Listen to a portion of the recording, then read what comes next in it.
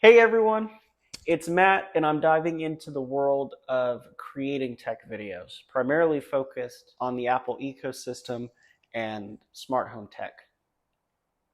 Starting this channel has been challenging so far, to say the least, and I've hit more roadblocks than I expected. Stick around to hear more about my journey and how I've navigated through these obstacles. Many people struggle to find a niche at first. But I think I decided on my niche pretty quickly. But since I just started this channel, it's still a proof of concept. Many of the YouTube videos I've watched have tips on how to pick a niche, and my quick take on all of these videos would be to look at these three things. The first thing you can do is make videos about things that you search for on YouTube. If you find something that's missing in the videos you're watching, then just fill in those gaps. Or if you don't find much out there for a particular topic, you can make videos on that. The second thing is to focus on your unfair advantage, and that can be something that's related to what you do for work or fun, or what makes you unique. But make content on the things that come naturally to you and that you find enjoyable. And the third thing is you can always change your niche. Most important thing is that you just start posting. Once your videos start finding an audience, that audience over time start drawing out the kind of content that they want to see, because they're going to watch certain videos of yours. You just look at the analytics, follow the analytics, and whatever's working, just double down on that. These are the things that at least I'm trying on this channel, and starting next week, everything's going to get back on track, because hopefully I've gotten through, or I've gotten through all of the technical obstacles.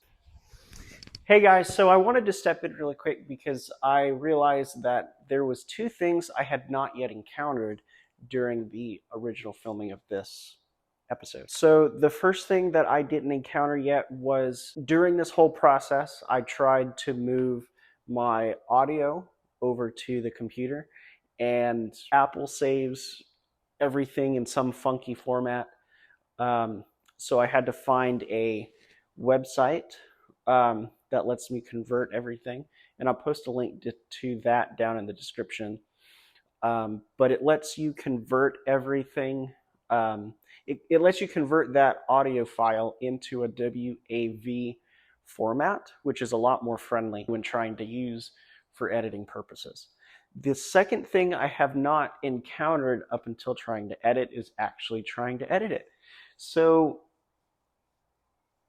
I had a lot of issues trying to get the file types over to DaVinci Resolve.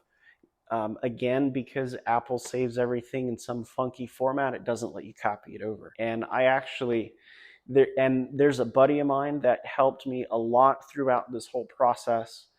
I don't want to name drop. I don't know if he wants to be mentioned by name, but you know who you are, so thank you for all of your help. It's really, really appreciated. And I couldn't do this without you. Well, anyway, back to the video. But speaking of, one of those initial hurdles that I faced was deciding on a camera.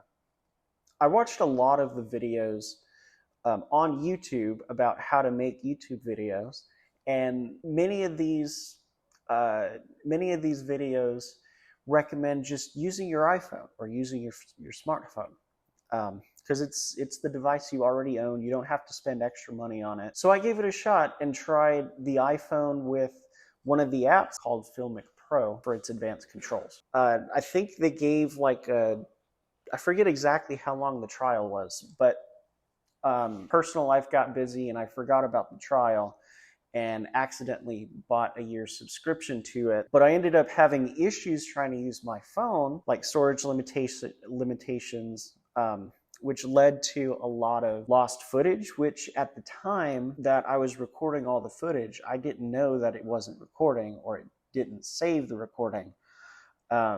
I don't recall getting any pop-ups or anything like that. There was a lot of issues also transferring files from my phone to the computer, because I don't use a Mac. I don't have a Mac, as much as I would like to, and as much as Apple would like me to. I have an iPhone and a Windows PC, and maybe it's just my technology not refusing to play nicely together, because that's just the way that Apple's walled garden is sometimes. I eventually got over that. iCloud Sync seemed to take what felt like forever. And eventually I got through those challenges despite syncing issues and all of that. And juggling my day job and personal commitments further complicated things. During this whole process, I also helped a buddy move a 1,000-gallon fish tank. That was fun. And I initially overlooked crucial recording elements, such as not having a well-prepared or a well-written script. Despite every YouTube creator telling me to write one, whether that be, you know, exactly what you say or just bullets, outlining what you are wanting to cover. You definitely need to do that. You don't really want to wing it for what you're trying to cover, what you're wanting to say. And procrastinating has definitely been detrimental in this whole process. So you gotta make sure you're on top of it and actually just doing things, even if it's like a little bit at a time. You don't have to do everything on the one, you know, at one time.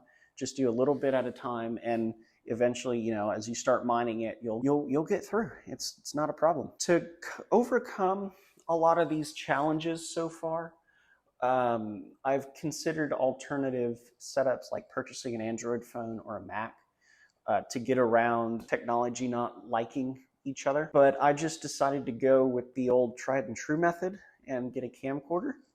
So I purchased this Sensor 4K camcorder on Amazon for a seamless recording to editing experience. I chose this camera because it came with, you know, a bunch of different accessories that I would need, like a boom mic, an adjustable handle, a couple batteries, and it comes with a 32 gigabyte SD card already. And most importantly, it was affordable. At the time of this recording, it was less than $150, which I think is pretty good for a camcorder. Maybe not, you know, this is my first channel, so who knows?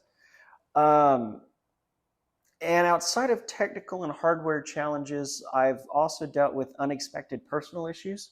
I have a 75-gallon freshwater aquarium here in my living room, and just out of nowhere it started leaking from the side, and I don't know why, but it seems like the seal, the silicone just came off a little bit. I don't see any cracks, but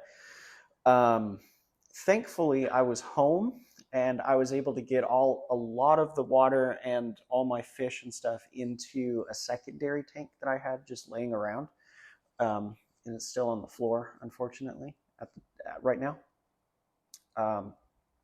I didn't record a lot because it was just too much going on. It was very dire.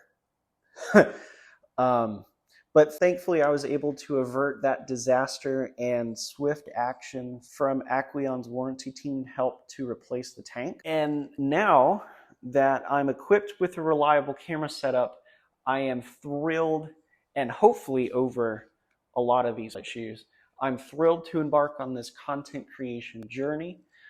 Stay tuned for exciting videos ahead, and don't forget to like, subscribe, and share your thoughts in the comments. Peace out.